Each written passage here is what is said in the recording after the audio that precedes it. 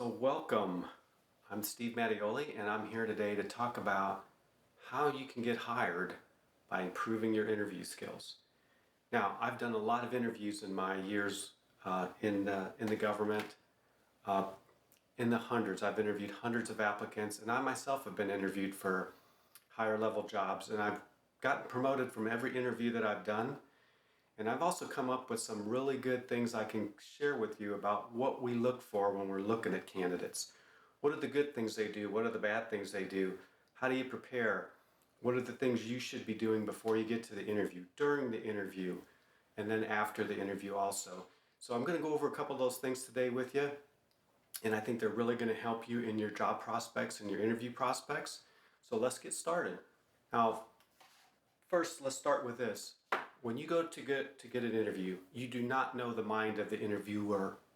You don't know exactly what they're looking for. You don't know what exact right words they want you to say or not to say. You can try to understand. We're going to talk about things that you need to understand beforehand, things you can do, but don't try to figure out their mind. Your job is to do the best you can do during that interview. That's your job.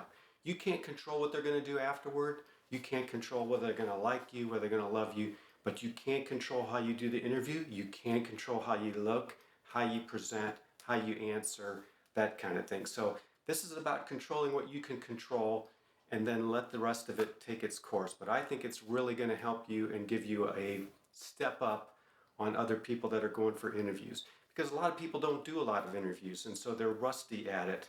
They don't get them you don't get an interview all the time. So because you don't do something frequently, you kind of lose the skill for it. So that's what this video is going to help you do. So I want to tell you that some of the things that I look for when I interviewed people for jobs, and then I'm going to show you the top 5 things that hiring managers also look for when they do jobs, and you're going to see a lot of a lot of them are the same, and they might surprise you. So what did I look for? Well, I looked for honesty. You know, when an applicant comes in to do an interview, I'm looking at their application, what they put down in writing, or their resume, and I'm looking at what they're saying. I want to see the two match. A lot of times people will say things on their resume that aren't true. They'll say they have experience that they do not have. And I could easily pick this out because being in the field I was in, when someone came in and said, for example, their resume would say, I'm an expert on federal truck safety regulations. Well, I was in the business of being an expert in the truck safety regulations, and I know what an expert is. So a few questions in that area would quickly tell me whether they were lying on their application or not. Or not, let's not say lying, let's say uh, enhancing it a little more than they should have. So that's one of the things I look for is honesty. The second thing I always look for is enthusiasm. Smile when you're doing the interview. I'm looking for someone that wants the job. I'm looking for someone that's hungry for work. You know, a lot of the skills in most jobs, I mean, I know there's technical jobs like engineering and being a doctor, you know, where you have to have certain certificates. But for a lot of other jobs, you know, you can train people to a particular job. But what you can't train is that attitude, that enthusiasm for work, that something that comes across that says, I want to do a good job for you. I want to work. I want to make a living doing this work. And what I found is that if we get the right individual, I can train them to the skills. We had people come in our agency, like myself, 35 years ago, that had no experience in federal safety regulations, no experience in enforcing federal civil laws. And yet, if the skill set is there, if the right attitude and mentality of the person is there, if the right work ethic is there, we can train them to be the best stars we ever had. So enthusiasm goes a long way. Make sure you show that. The third thing is be prepared. We're going to talk about how you prepare for an interview. That's very important. You should never be unprepared for an interview. That's just, when I see somebody come in for an interview and they don't even know who my agency is, they haven't even visited the website, they can't tell me one or two things about what our organization is, I know they didn't do their homework. You know what that tells me when someone doesn't do their homework as an interviewer? That tells me they don't care. That tells me they're just throwing resumes out there to see what they can get. I'm not interested. When a person walks in and they're unprepared for very basic things that we're going to talk about, uh, that's a no-no to me. And the last thing is professionalism. Look professional on the interview. Make sure you have proper lighting if you're doing it remotely. If you can, if they offer you to show up for the interview, show up for the interview. That tells me again about the person's attitude and want for the job. But dress professionally, okay? This is a nice business casual, but it's probably too casual for an interview. But dress appropriately. Put on a suit if you have it. Put on a coat. Put on a tie. I never took offense at someone being overdressed for an interview. At the same time, I didn't hold it against people if they didn't have a suit to wear, as long as they tried to look professional. You know, some people that are applying with you may not have a lot of money, so they don't have hundreds of dollars to go out and buy really nice clothes. But I could tell when they would just come in and make an attempt to look professional and look the best they could and present themselves professionally. That's what you're looking for in an interview. So make sure you're doing those things. So I told you the top 5 that I was going to have. Let me tell you some of the things, the top 5 that hiring managers look for. I did this search through a online AI site, and here's the top 5 that came back, and you can see the crossover with what I was looking for. And I wrote mine down before I looked these up, okay, just so you know. Relevant skills and qualifications, good work ethic and professionalism. We just talked about that. Positive attitude and enthusiasm. You see the trends here? Cultural fit aligns with the company values. And preparedness and engagement. Again, we talked about being prepared for the interview. So those are the top 5 things that I found when looking online, and they matched up very nicely with what I had in my notes. So make sure you're doing that. And the last thing I want to tell you is there are some secrets here that you need to know about how interviewers and panels keep score. You know, when we would have a job opening, we might have 7 applicants to hire to interview, or more than that. How do you keep track of, you know, some of these interviews could go 45 minutes to an hour, and we'd have a panel of 2 or 3 people. And so how do they compare notes? How do they figure out who did the best or who didn't do the best? So I'm going to share some of that with you in the next section when we get to the interviewing section on how that's tracked. And you'd be very surprised, most of the interviews that I did with a panel, how uniform we were in evaluating a candidate. So stay tuned for that. So interview's very important. It's not, you know, it doesn't take place of your resume and your skills and things like that, but it's very important to making yourself, you're introducing yourself to that organization. So it's very important that you do the interview right. Okay, so we got the first steps out of the way. Let's move on to the next step now, which is preparedness for the interview. And this is a part in which you cannot fail, and there's no excuse to failing this part. Okay, let's go. Okay, the second part we're going to talk about on how you can get the job, how you can do the best job you can on the interview, and that is doing your homework. You have to do homework before every interview. So what am I talking about? What kind of homework? Well, number 1 is you need to anticipate some questions. You need to anticipate questions about your work ethic. You need to anticipate questions about the job. You need to anticipate questions about your prior work, your prior accomplishments. These are things that are always going to be asked in an interview.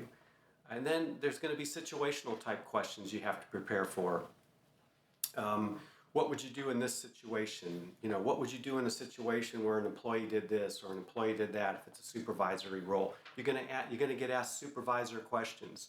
Okay, so think in your mind what job you're going for and what kind of questions you could be asked. And also, part of doing your homework is ask other people. If other folks have gone through interviews with a company, call them up, talk to them. What did they get asked? What did they do? When I was interviewing for my job in California, it involved international border relations with Mexico because we had border facilities at the international border. I'd never had experience in that area, so what did I do? I called folks that worked in that area and I asked them questions. What kind of work do you do? What kind of people are down here? What goes on? These are things you need to think about. If you're in the company or if you're just new to a company that you're applying for, think about the type of questions you might be asked for that job and do your homework and take notes and remind yourself, put a little cheat sheet together. Think about the things you're going to be asked. I can't tell you how helpful that was to me when I went through interviews because I could pick out a couple questions I knew I was going to be asked. So think about that when you're doing your homework. The other thing is you want to research the organization you're applying for. If every organization today most likely has a website, go to their website, spend an hour on that website, go through every tab, go through their officers, go through their jobs, go through their product lines. You need to have a really good understanding of the organization. I can't tell you how impressed I was when candidates came before us interviewing, when they knew a lot about our agency, a lot about our programs, the things we were doing, the things where we were going, technology, and that told me they did their homework. And what does that tell you when someone does their homework and they come prepared for an interview? That tells you that's the kind of person I'd like to hire. So go through the website, dig into it, spend a couple hours in it, be prepared, know their company inside and out, so you can answer questions and be better prepared for your interview. Can't get it out now. The thing I also did preparing for my interviews, not only did I make sample questions up, but I practiced answering them. Okay, and in a minute here, we're going to go into the next section. We're going to talk about the interview itself and how you answer questions, and we'll get into that. But I would make a list of the questions. I would write down a few bullet points of how I wanted to answer each question, and then I would just go over it in my mind how I would answer that question. Okay. For example, when I went to one of my jobs to be division administrator in California, it's a big position. It's the second largest division that was in my agency. I knew I was going to be asked leadership questions, so I studied up on leadership questions because I knew I was going to be asked. What's the difference between leadership and management? You know what? I studied that question. I put bullets down. Guess what? I got asked that question. So you can anticipate some of the questions you're going to be asked based on the type of job you're putting in for. And you don't have to write out long sentences, but make a few bullet points to remind you how you're going to get through that question if you're asked in an interview. It goes back to doing your homework. You should also know the position that you're applying for. You should know as much as you can about that position. Now, if you're in a company and you're applying for a promotion, this is a really nice way where you, just like I did with the border, if you know somebody that's in that division you're applying for, or maybe they're in another state, or maybe they're in another location, or whatever, another team, find somebody on that team, call them, ask them questions, find out about what they do. Use your knowledge to get insight into what you might be asked during the interview, and knowledge that you might need to know. It's all about doing your homework and being prepared for the interview. And obviously, if you're going into a company that you never have interviewed with, you don't know anybody that works there, then you can go online and do some searches. Maybe touch base with employees online or one of these social media sites where you can talk to them, ask them questions. Don't skip this step. This is very important to an interview. It gives you an edge up once you get in there for the interview. And the last thing I have on doing your homework is have a vision. I can't tell you how impressed I am when people come with a vision, especially if you're inside of a company and you're looking to get promoted to the next level. You're going to be have a vision for what you want to do. And when you get that question in the interview where you have a chance to express your vision, that's when you roll it out. I remember when I was applying to be the state director in Ohio years ago, and I did just that. I did my homework. I researched every bit of information on the Ohio division, the stats, everything I needed to know. And then in my mind, I said to myself, okay, if you got this job, what would you do? What kind of things would you do to move these numbers even in the better direction than they are now? And I got asked that question, and then I rolled right from the question into my vision. This is what I would do to improve safety on the highways in Ohio, because I already had a vision for what I wanted to do. And I can't tell you that the interviewers, they were just writing like furiously, like they were just like so impressed. This guy's been thinking about this. He's done his homework, and he has a vision for what he wants to do if he gets this position. I got the job. That's the kind of thing you want to do. If you have a vision for where you could take that job, and obviously you don't want to get too detailed, but just when someone comes in with a vision of where they want to go with something, that really tells me that this person's a thinker, this person's done their homework, this person's prepared. That's what you want, especially in a leadership position. Leadership is about having vision. So if you're going to go for a leadership position, think about vision. Think about what you'd like to do in that position. Think about how you could improve it if you were there. And during the interview, when you get asked those questions, share your vision of how you would improve that position. That's really powerful to an interviewer and your chances of acing the interview and getting the job. So that was doing your homework, all right? So we went to the introduction, we've done our homework. Okay, the next step is the interview itself, okay? And now I'm gonna give you some good pointers on what to do during the interview, what not to do, and how to answer the questions the best you can. So let's go. Okay, so now we're gonna talk about the interview itself. Okay, so you've done the prep work, you've done your homework, you show up for the interview. Now, it's normal to be nervous right before an interview. I've given hundreds of speeches throughout my government career to industry, to leaders of the agency, all kinds of groups, safety groups, and I've always had a little bit of nervousness before I get up there and speak. It's normal for me. It's good. It focuses me, and then once I get up there and start speaking for 30 seconds, for a minute, then I just start rolling into it. And then I just start relaxing. And that's what you need to do in an interview. You're going to be a little nervous. That's okay.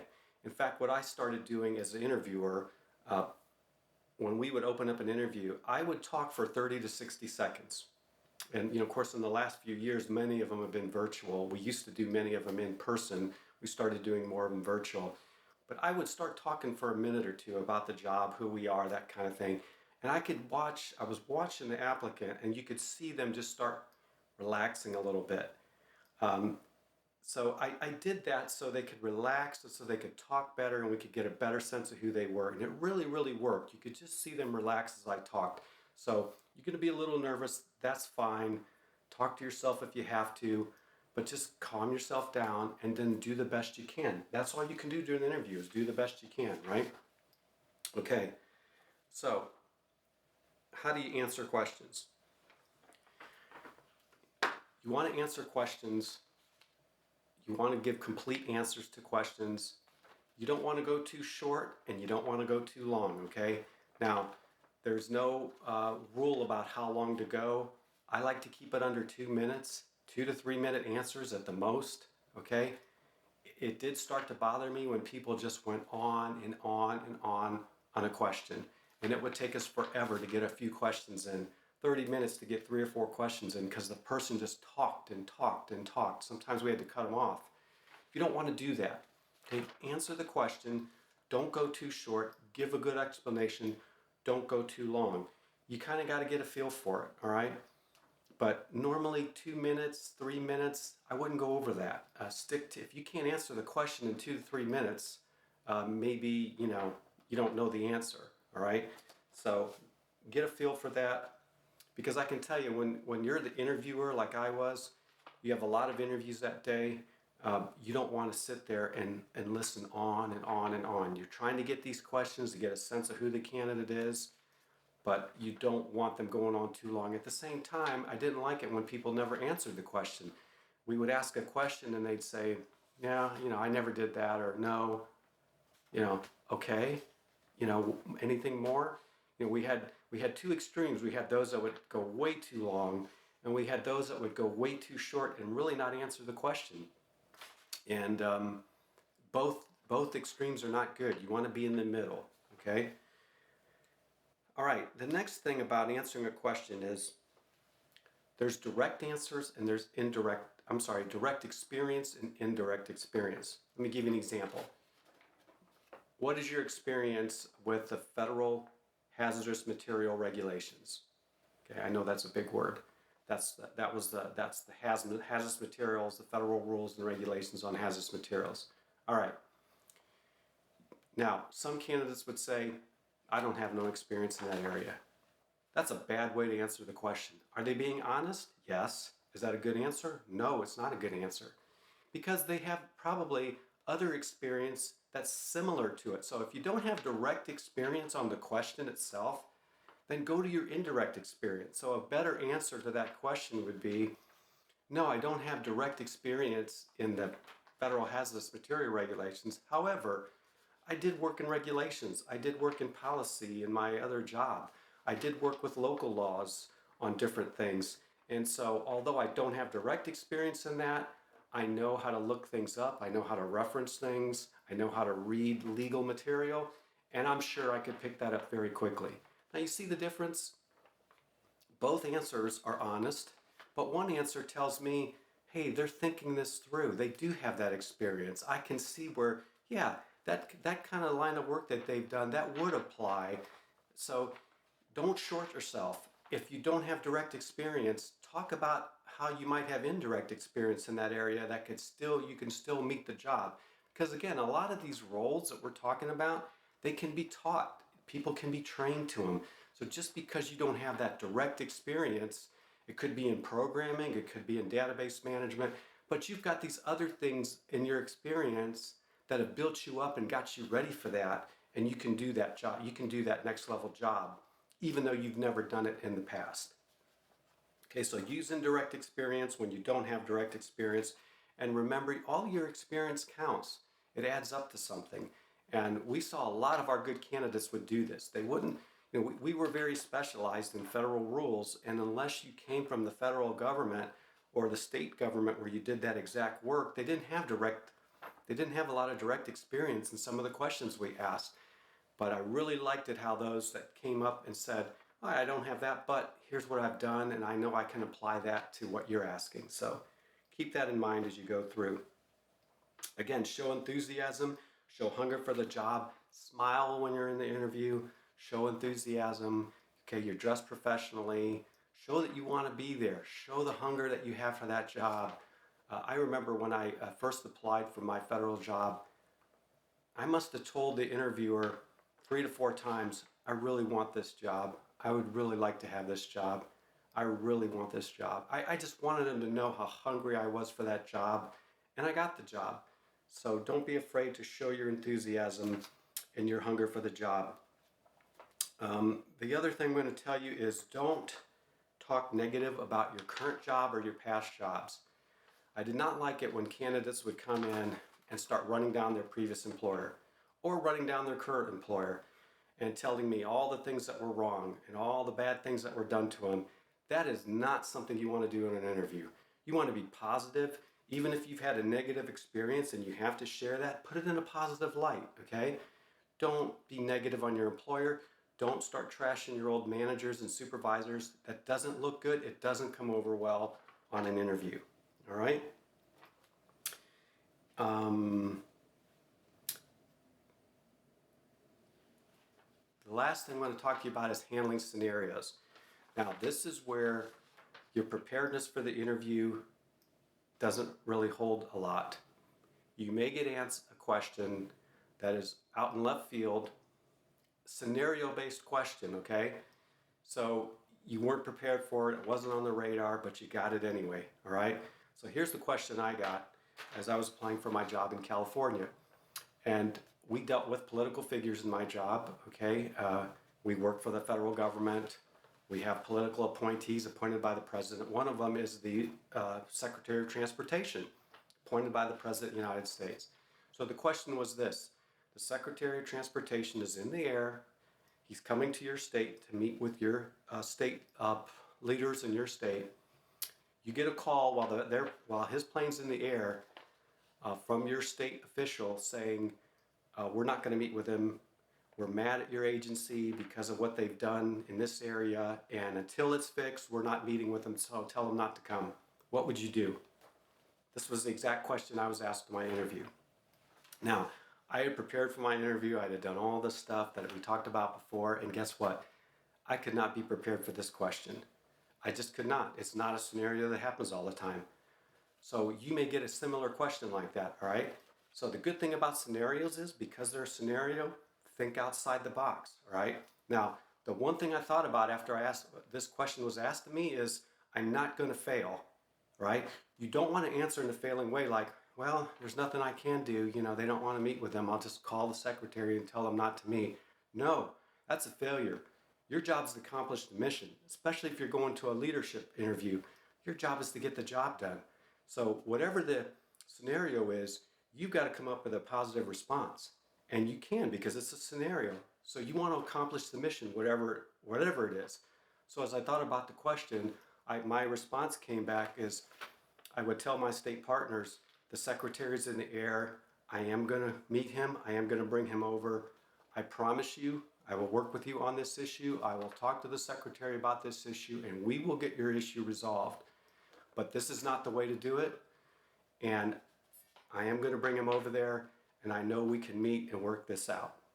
That was the exact answer I gave. And guess what? That was the right answer. It accomplished the mission. It told the state partners that we're still going to work with you on that. You have my word. It goes back to my integrity, my honesty, that we'll work with you on this. And they really liked that answer. And one of the panel members came up to me after the interview, and he said, you did a good job on that. He said, I just wanted to let you know that exact scenario happened to me. And the way you answered it is exactly the way I handled it. So you may get asked one of these questions. There's not a lot of ways you can prepare for them, but just think about what is the mission? What am I supposed to be accomplishing? And think about how you can answer that question to the best of your ability to be a positive, accomplish the goal, accomplish the mission, whatever it is in your answer. And I think that goes a long way. So that concludes the interview process itself. And now I want to talk to you a little bit about scoring. You may not know this is going on. This is a secret that you may not have heard of. But we did this in the federal government all the time. It's called a scoring.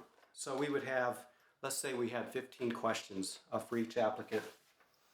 And when the applicant would come in, we'd ask them the questions. Well, what we were doing, we normally interviewed in a panel, usually 3 people.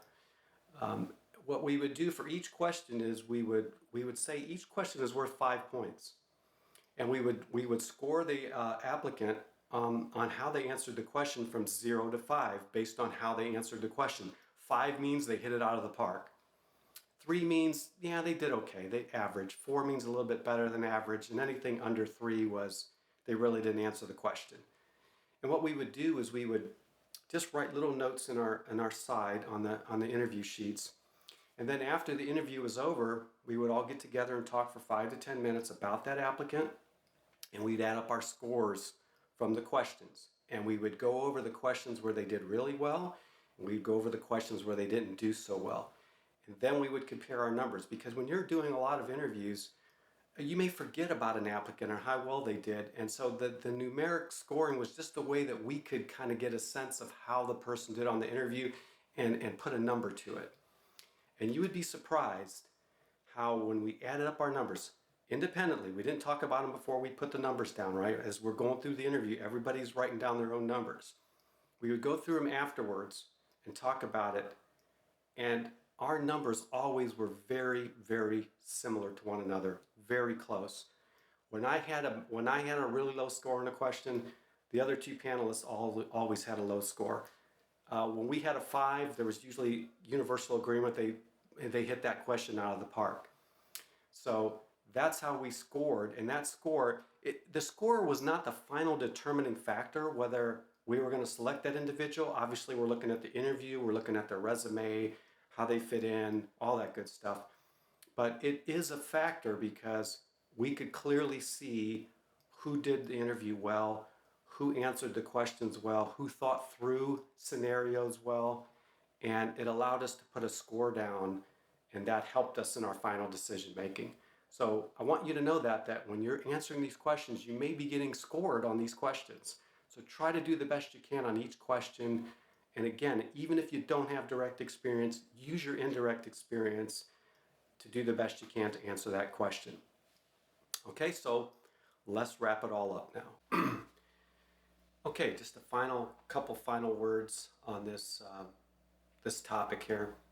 The last part of the interview, you may be asked for for a question. Do you have any questions you'd like to ask us? Ask a question, whatever it is. Ask something. It shows that you're interested. It shows that you've been thinking about things. Some folks on our side asked that we had a training academy. They would ask, when does your training academy start? How long is the academy? Where's it at? It doesn't have to be like a really detailed question, but it really gave us, I kind of favored the applicant that had a question. It just told me that they were more interested in the job, where we would ask somebody, do you have any questions of us now that we've asked all these of you? And they'd be like, no. You see the difference? So just think about a question you might want to ask. And if you're given the chance to ask it, ask it.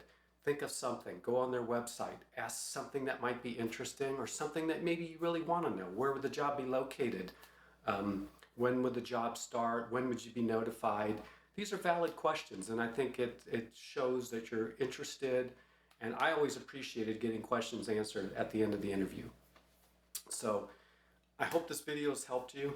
I hope that you're going to go out and do a better interview as a result. And I want to tell you one other thing, and that is I'm going to develop a little cheat sheet, if you will, and we're going to post it to our website, mattiolisolutions.com.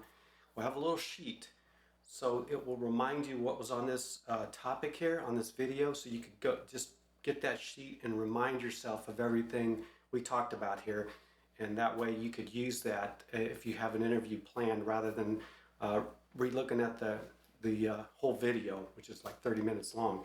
So we're going to post that shortly.